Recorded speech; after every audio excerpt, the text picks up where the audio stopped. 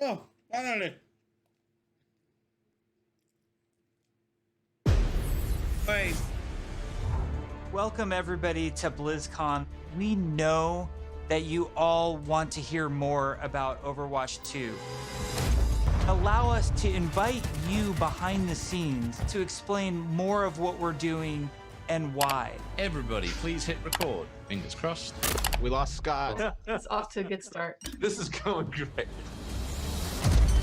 We've been assembling one of the best teams that I have ever worked with. I'm nervous. And I'm so proud of the progress that we have made together. We really liked the stylized drop down. Imagine that it's coming forward, boom, boom, just starts to spin. The scale and the scope of this game have meant that we've needed to grow substantially. We have to. Sorry. Let me start over. Overall, I think we've done incredibly well as a team moving to work from home. Oh, shadow play. There have definitely been challenges, but the team is really putting everything we've got behind this game. To me, it's the next big step in the Overwatch universe. New heroes, game modes, major story beats. With competitive and PvE, I see Overwatch 2 as the Overwatch for all of my friends. You know, we're always inspired by what the story and franchise development does with the animated shorts. We really wanted to bring that cinematic experience into the game. You can invest in your heroes and grow them over time. I'm super geeked out about Overwatch 2. I can't wait for you to play this game. It just gets better and better. There are some things that we just can't do without a sequel. So thank you so much for your patience so far, and I hope you enjoy this behind-the-scenes look at Overwatch 2.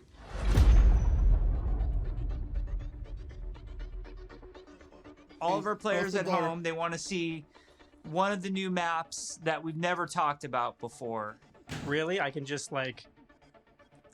talk about anything that I want to. Yes. You're serving this up to the guy that is like unintentionally leaked information in past interviews. You can do it officially now. Okay.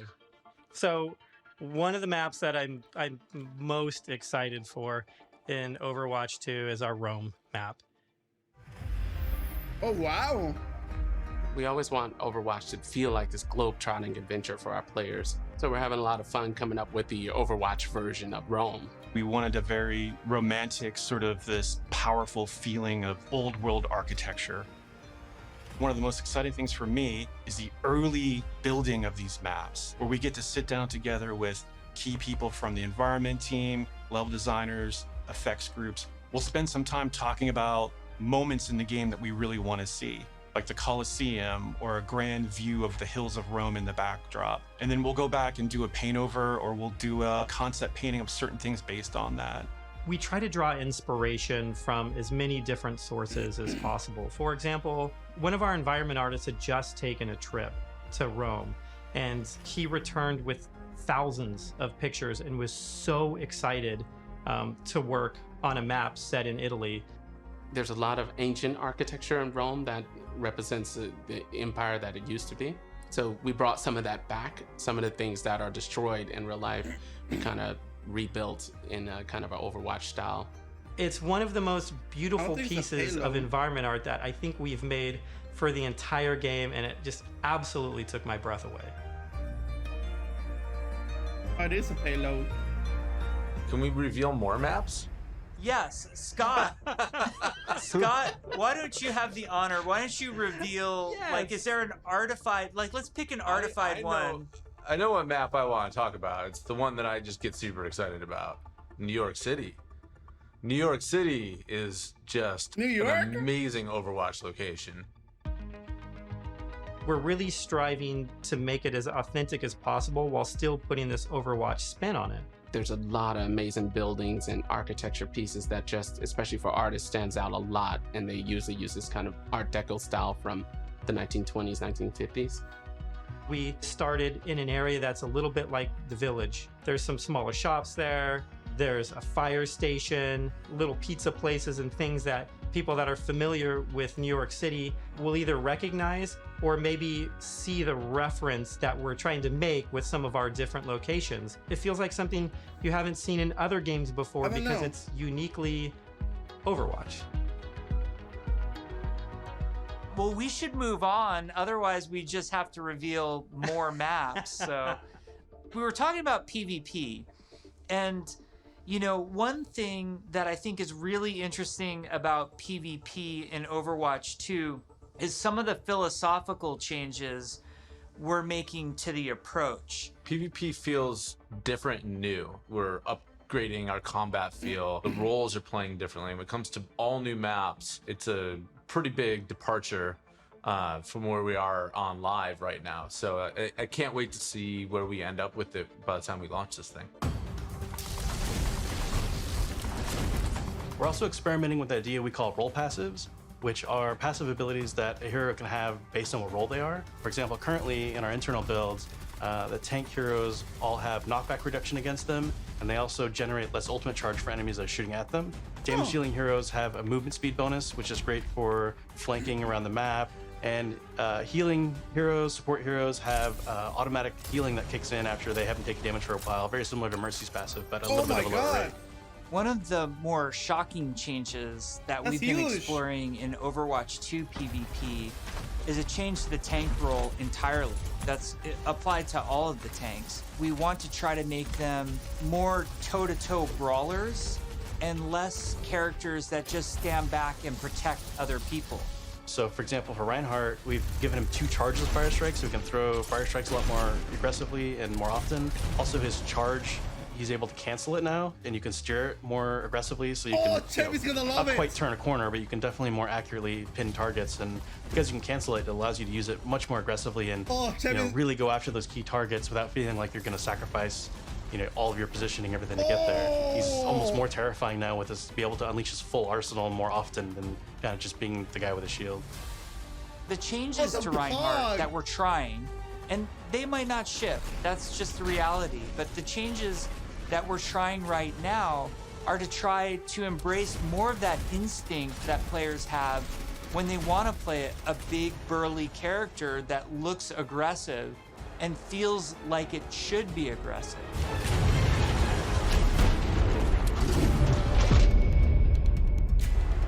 Shortly after BlizzCon, we spun up this group, our combat field group, to really just work on what happens when a player holds the trigger. We're putting a ton of effort into looking at all of our characters and trying to give them even a more visceral weapon feel. From sound to VFX to animation to the design of these units, all new sounds for a lot of our weapons in the game, and a whole new sound system that's driving it. And we didn't just level up a unit, we leveled up the rest of the game. When we first started working on Overwatch, we spent quite a bit of time working on gunfire sounds and just general combat feel to make it feel really awesome. We're revisiting pretty much everything. Nothing's off the table, so we're looking at even kind of small things such as quick melee attacks that every hero has. So they have kind of new audio pass and a new kind of feel and visual effect when you hit things. One of the bigger efforts we're undertaking for Overwatch 2 is what we're calling our Weapon 2.0 sound pass. What this is a big overhaul to the weapon systems in the game. That means the way the gun feels in your hands.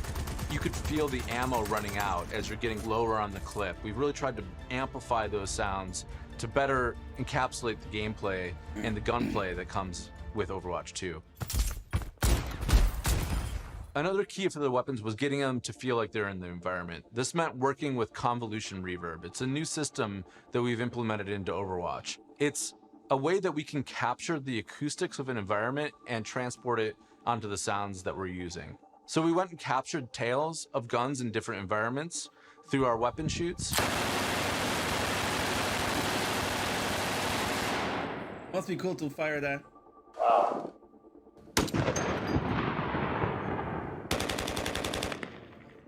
And then we've cut them and applied it so that we can support a lot more environments.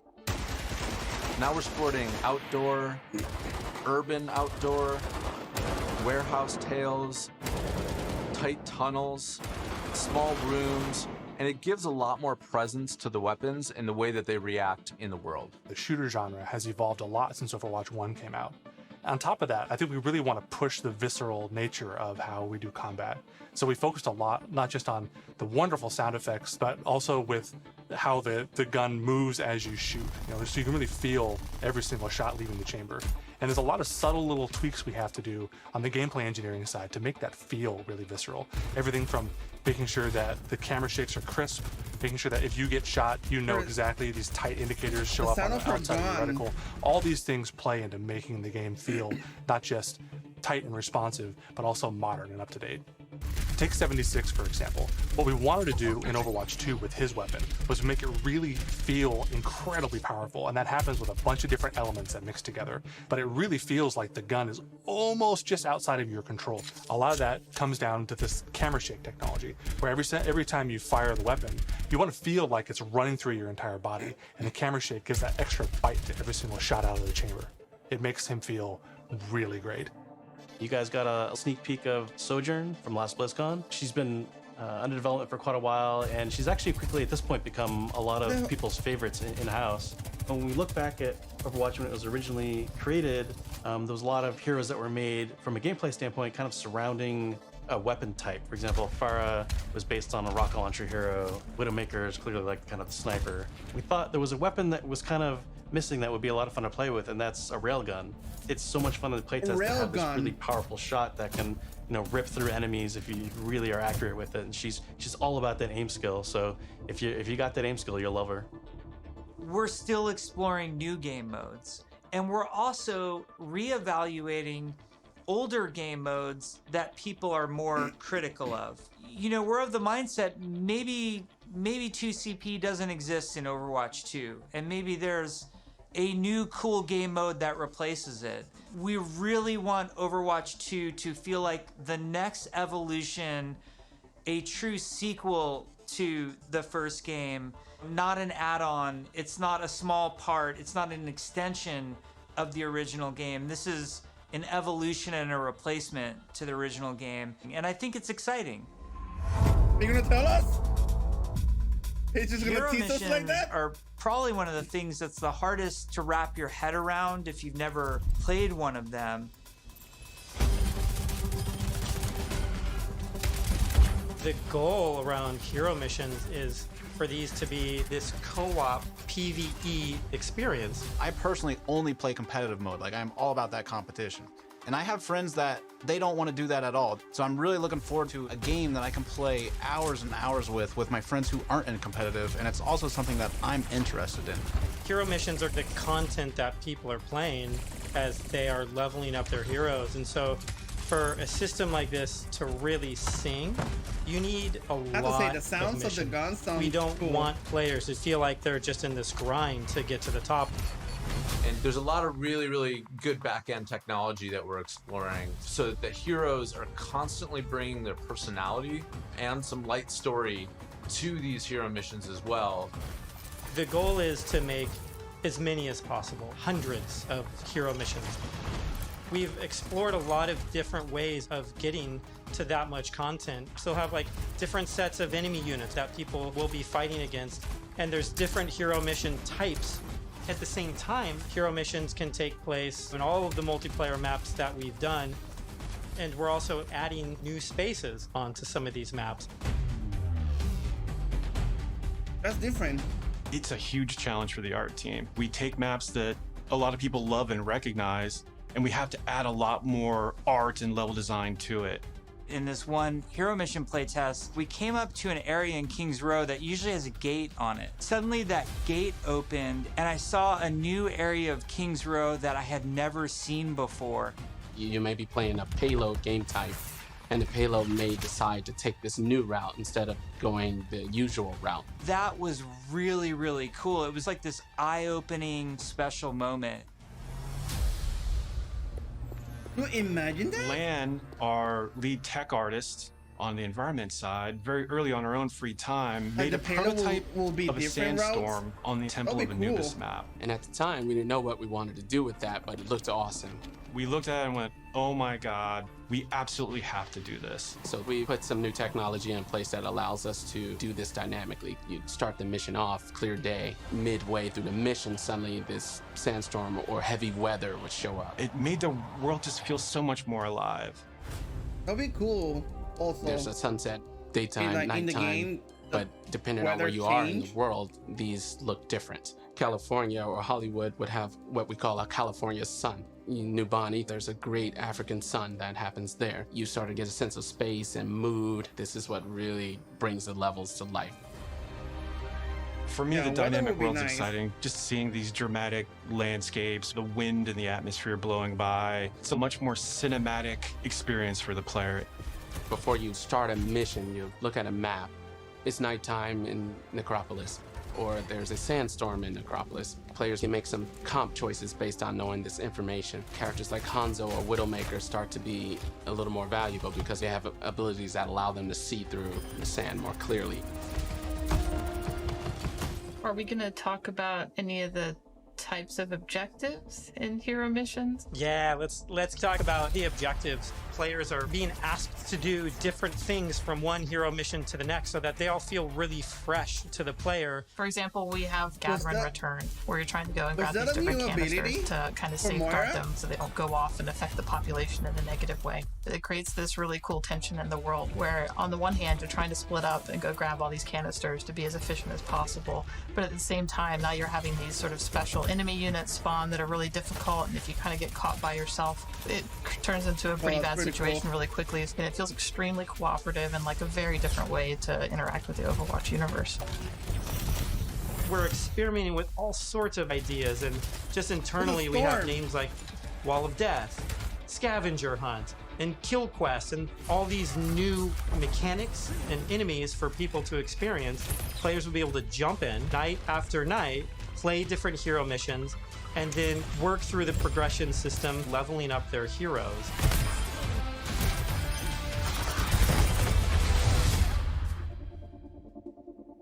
At BlizzCon in 2019, we started to talk about progression, and we showed the very early version of our talent system, which I think was really cool. We had that one talent where like Meg became the rolling snowball, which was a big hit. We've really blown that system out. I'm real excited about talents. You can play the same hero in so many different ways. Now with the skill tree, you can have fun every night doing different things and kind of experimenting. Look at Soldier! Yeah, the talent system is like really deep and rich, and every single hero has different trees. You might open up 76's tree, Look at and as him. you're It looks leveling and picking interesting. new talents, He doesn't you're have the starting to mask. feel your hero change.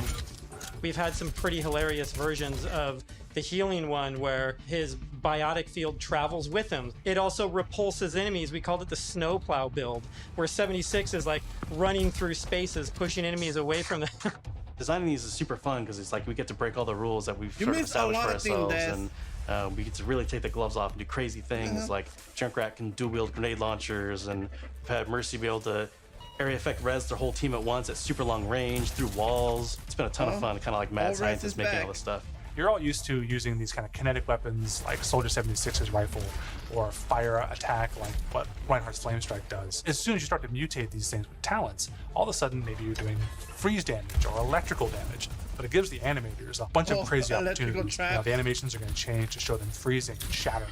And if you shock someone with a lightning attack, they can shake in place and stun, maybe chain to other enemies. All sorts of stuff to make you feel like you're controlling the battlefield in novel ways.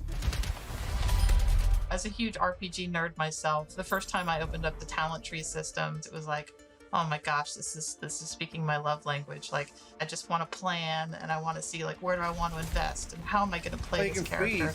Yes, it's so great. And you start at the bottom of the tree. Like, Yes, oh my, exactly. like Tracer gets to do what? And then you start working and kind of planning how you're going to get down there. It's like, it's so fun.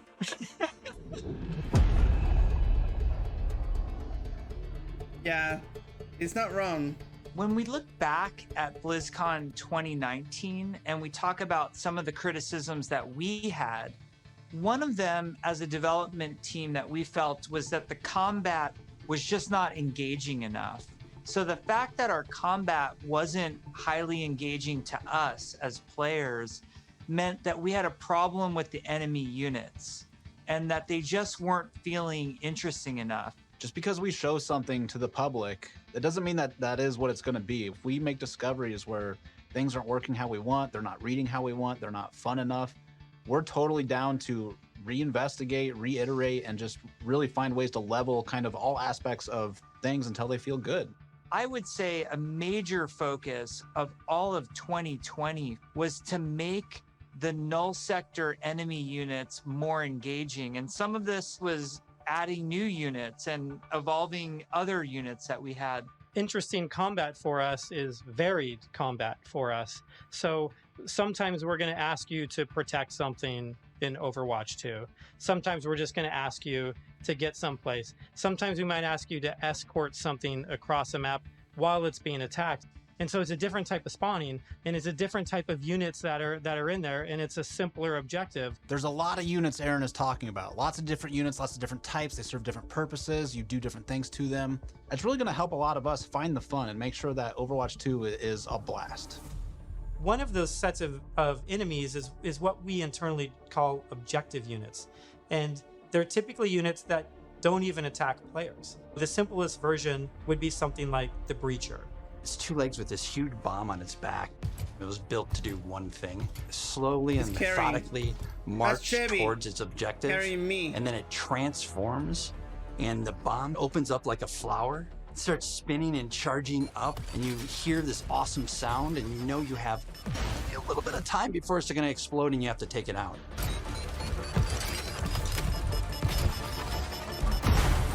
We have units like the slicers, which you guys have seen before. They're little, we call them the chickens. They're like little chicken sometimes. They run really fast. You know, we have a guy we're experimenting with right now who flies and drops these bombs that create these kind of ever-expanding smoke fields that you have to escape from, but because they're super deadly. So you really get to use your mobility options to kind of escape that. There's things like the Polar. You could be moving through these darker alleys, and as soon as you hear that Polar spawn, it suddenly becomes like really spooky and kind of scary. This very tall, elegant-looking character that's blindfolded, 3 orbs that circle around her as her eyes, and we basically spun those orbs around her head as a big tell, launched them at the player, and then it activates this tractor beam, and it's bringing you in, and then you get this awesome like anticipation of the hair opening up so you know what's about to happen. One thing we've just recently been experimenting with is this idea of elite units. We didn't want the elite units to feel like they're just, oh, this guy's got double health and double damage. We want to make sure the elite units feel like they have different behaviors and have different attacks. So for example, an Omnic Grunt, normally he fires his gun, he dies pretty simply. If you fight elite grunts, his weapon fires in a burst fire pattern. It's very deadly if you're close. And if you manage to take him out, they don't just die right away. They instead can crawl on the ground towards you, and you try to back away because if they get to you, they can explode. Artillery at BlizzCon, we're all just staring at this, and we're like, what are we going to do to level this up? One of the things we really felt wasn't coming through was the damage states. We intend for players to shoot these guns off, but currently it's not reading as something that can happen in the game easily. We changed the design, we changed the animation, and we go back and forth and just continually iterate. We decided, hey, you know what? We're gonna just delete half of these damage states, so now it's super readable. From an animation standpoint, we decided on spinning barrel version. Just did this really nice kickback. The tip of the barrel opens up when it's about to fire and shifts into place and boom! That's really amazing to be fighting an artillery unit and you can see the guns on the side, and as you're shooting the guns, they're actually visibly taking damage, and then you can blow them off and it reacts and kind of stumbles to the side and really makes you feel like you're there, and it's super fun. In a lot of the stuff we've showed so far, you're fighting null sector. These are evil killing machines intent on marching you down. The way you're going to stop them is by shooting them, and we want to make sure that feels responsive and visceral. Really making sure that when they take a hit, it feels like their whole body has been punched, almost like hit by a truck. That's what really sells this fantasy that you're playing these superheroes. One of the cool pieces of technology that we created was what we call chain hit reactions. Oftentimes you'll find null sector bunched up, marching maybe a half a dozen units abreast. You expect if you shoot one, they're gonna knock into their buddies. So we make that happen. Turns out it's really fun too. That's pretty cool. Damn. New heroes looks. Okay, here we go. One of the things that we showed last year at Blizzcon was the new looks for our heroes. We saw the theory kind soldier. of going in was like, you want to preserve the essence of your hero, but also kind of show that that heroes evolved and kind of changed and moved forward. So we have a lot more new looks. So I'm excited to see how players and fans react to all of the ones that we've done so far. All right, let's see Maybe it. we'll share some of those new looks today, which would be cool. We're going to reveal McCree's new look for Overwatch 2 as well as Pharah. And we're really excited to show off some of our first villains with Reaper and Widowmaker.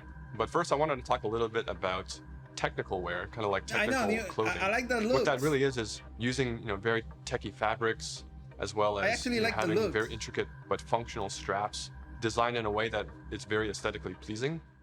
Let's see. With McCree, we took a couple of different approaches. He's got this classic cowboy look that it's really hard to mess with because if you try to make him Haircut? too sophisticated or Right? too techie, it might not feel right for the character. But as a concept artist, you always want to change things around and try different shapes and silhouettes. So we did identify as red I like serape the I as like the red. the main thing for McCree. We also tried a couple different things with McCree's cowboy hat. We didn't really want to mess with that too much because that's a very iconic part of him. So that's another piece that we kept. We tried some retro cowboy looks that mixed in some tech here and there. Some that were a little bit more techy than others, some that were a little bit more classic cowboy. We gave him a little bit of a longer beard, and it really gives him a nice kind of like a more aged look. Like he's older. What's different about Pharah than some of our other heroes is Pharah's completely covered in armor. We didn't want to change her silhouette too much. It was more about experimenting on different colors. So it felt really appropriate for her to be the one to harken back to those original Overwatch colors of white and blue. One of the things that we wanted to update on Pharah was her visor. Instead of being completely opaque and reflective, we tried a little bit more of a transparent approach, and being able to see through it a little bit now allows us to see some more of her emotions. Reaper was actually the ones I was very excited to work on because I could see a lot of potential in how we can integrate his cloak and his cowl and his armor, and how we can make all those shapes really sing within that classic, Reaper silhouette. We tried a couple takes with the first pass, like completely silver arms, more layers to his jacket. Reaper's mask is obviously pretty sacred to us, but the thing you'll notice immediately is that it's now completely silver. Instead of the bone white, he's got this like almost like deadly edgy silver that just gives him that classic Reaper look. With Widowmaker, we started with the idea stage, exploring a breadth of ideas. We tried things like a more insectoid approach, treasure hunter. One of them made her feel like a classic Bond villain, so we kind of steered it back towards one of the more cyberpunk looking ones, almost like a futuristic femme fatale, which is basically what Widowmaker is, but she even feels more upgraded. So I'm super glad that we went down this route. We played with different hairstyles too. Widowmaker has the really long ponytail that's really key part of her look. And we really liked the hairstyle on one of the designs that was more of a braid, and it was really interesting look that also preserves Widowmaker's original silhouette with that long ponytail. We've been working a lot with our domino engine and making our cloth look better. Now that we have this cloth tech, we're going to be able to make some really cool, unique silhouettes that will help them stand out from other heroes. We put a lot of time and effort into our face rig, and what I mean by that is we're gonna be able to get really close to these characters, and it's gonna feel really cool. It is absolutely worth the time and the effort to invest in the technology, and that way we can make these characters do more things that we haven't really been able to do before. It's been super exciting working on the new looks for Overwatch 2, and it's just been so inspiring to watch the team try things that we've never tried before, and I just can't wait to show up more in the future. I like Widow.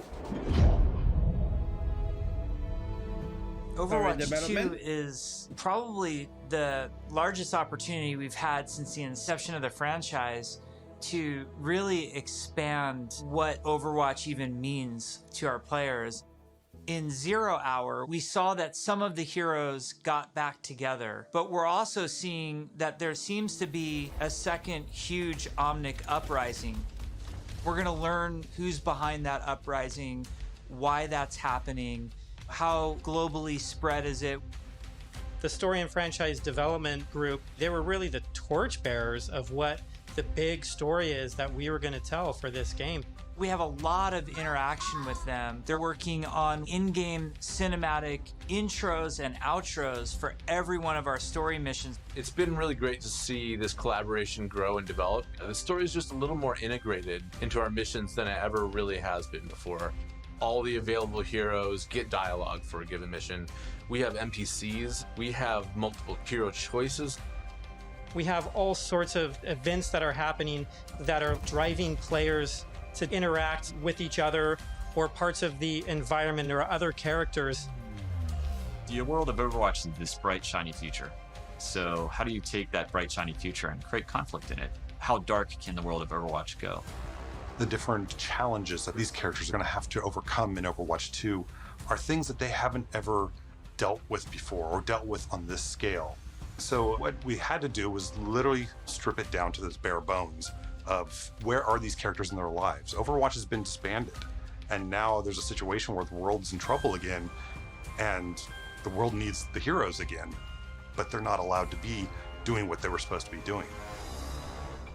We started to book these off-site locations so we could brainstorm over and over different versions of what the Overwatch 2 story campaign could be. And we basically had these whiteboards that we were carting around everywhere. The room was filled with whiteboards, and we would just write every day story beats with the characters and who was doing what and where, and oh my gosh, we forgot this character. We had these giant sticky notes, and each one of them would be a mission with a bunch of notes on it. You know, somebody say, well, what if we moved Rio to the end, and they'd physically grab it off the wall and stick it on the end. And we did this for a while, you know, until we all felt that it was pretty close to what we wanted. Then we could send it to our writers' rooms. The writers' rooms then had a much clearer direction of where we wanted this process to go. Ultimately, we come up with something that we think is right for the game, and then we pitch it back to the game team, and they point out everything that we missed. And that allows us to actually back up and go and make it right and make it better. Because the scale of this story is so huge, it takes place over the whole world, basically. It just requires a constant iteration, constant refinement to make the story as best as we can make it. From writing, we go to storyboards. The storyboards get crafted with the edit. From there, it'll go to a previs department where they'll start to flesh it out in 3D. Once we've kind of figured out our camera work and our cinematography, that'll then go to the animation department. And then we end up going right into the game engine. One of our challenges was to figure out how to integrate this story and this narrative with the gameplay. So if the intro cinematic ends with this huge battle, this huge war, when you get into the game, it has to mesh and feel the exact same way and blend together. We really are also trying to get the music to be equally as consistent from in-game cinematics straight through to the mission. Adam Burgess, our lead composer, has been working with the IGC team, with the game team, developing themes for all of the heroes, all of the locations. As the cinematic director, whatever we're crafting should never override the gameplay. We want to make sure that the player's experience going from the cinematic to the gameplay is seamless and it feels like a completely immersive experience. The engineers, we have to find a way to actually make that come to fruition. The Choreo tool is a tool that allows people to coordinate different events to happen at the same time. Like in Rio, if you played our demo, one of the buildings explodes. And so that kind of event needs to happen as you're running by, and you need to have it timed, because if it blows up too early, then you don't see it. It allows story moments in missions that interact with the environment, that interact with our characters. The new tech, the new abilities that we have now are allowing us to push our storytelling farther than we could have previously. What's also really powerful about Choreo is that, you know, if somebody has an idea, they can mock things up really quickly. We got to show the Widowmaker making this awesome introduction. And Casey was able to quickly put a really rough prototype in Choreo. And Philip would come in and on the fly, he's making quick changes. They play tested something that would normally take weeks. It was done in like a matter of days. That was pretty cool.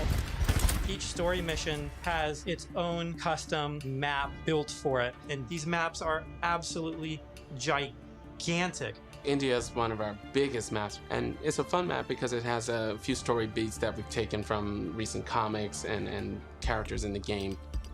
We've written a history for each city so that the cities feel lived in. And I think that informs the artists so that they know like what it is that the city has been through. Gothenburg was our chance to show Torbjorn's workshop. We created a space that kind of fits his height. So there's, step ladders and scalable tables. We designed the space as if we were a torp, Molten steel is pouring out of walls. It's pretty epic when you walk into it. Toronto was under siege by Null Sector when the players arrive here. There's a dynamic snowstorm. So as you make your way through the level, the snow is slowly building up. Suddenly by the end, the characters are caught in this gigantic snowstorm and they must fight their way through. In Overwatch 2, we want to give you choice to be able to play this character or that character. So we're designing a lot of systems around how their relationships develop over the course of the story missions in the campaign. We have a cast of many characters, all on screen, all at the same time. And it's fantastic to actually see them all interacting and working together in ways that we've never actually seen. We've always thought about it and hoped for it, but now it's actually happening. It actually requires us to have a whole new branching dialogue system. If you happen to have Genji and Mercy in the second mission of the game, you might get different dialogue that's about their relationship. Our voice actors bring the characters to life in ways that everybody has fallen in love with, from inside Blizzard to the fans. Dude, Just to hear this collection of actors all together, all interacting, has been a real treat. Hammer down! I wish people could see how many people are involved when it comes to something like telling the story of Overwatch. It doesn't just come from a singular person, it comes from a group, and it's a really talented, fun group that all works together. We've been developing what we hope is one of the best stories ever. There's some key story moments that I'm really excited about, and I really can't wait to see how people react to it. Looks like Sojourn is gonna be there a lot. We've been talking about the game, about this universe. I know you all love it so much. Right now, we can sit down and have a night of Overwatch 2 and have it be a really fun experience. And I think we need some more time till we can say it's perfectly polished in the way that we want it. We've made such incredible strides since we first announced this and showed it to the community at Blizzcon in 2019. The thing that I'm most excited about is that moment when we hand the game over to the players. We want to create something that really moves people, really touches people. That's why we do it. We create the game because we want it to become part of your life and for you to experience it. A date? It would be nice. For Overwatch 2, we're upping the bar. It's kind of 5 games in one. It's a huge undertaking. The new tech and the new aesthetics for the new looks bring you closer to the characters that you love, and we're just getting started. The fidelity of the gameplay experience is much richer. We are making cinematics that push the boundary of what we can do to tell stories. We want this dynamic world. We want things to feel alive. I'm really looking forward to being able to expand the world music of Overwatch for our players. It's not fair. We're really trying to tell this epic story. In order to make a game great, it takes time, energy, collaboration. We have just an incredibly professional team of designers and artists and engineers. We just love bringing this world to you guys. So many cool characters. It's just a blast working on it. Our goal is for Overwatch 2 to be the worthy successor to the first game, to be the next evolution, and to be a true sequel. We have big plans, so thank you for sticking with us. We're going to cross the finish line, and I know it's going to be awesome. I hope people just end up loving playing it over and over. That's what we want to try and capture. I'm jumping in, I'm playing, let's go be heroes.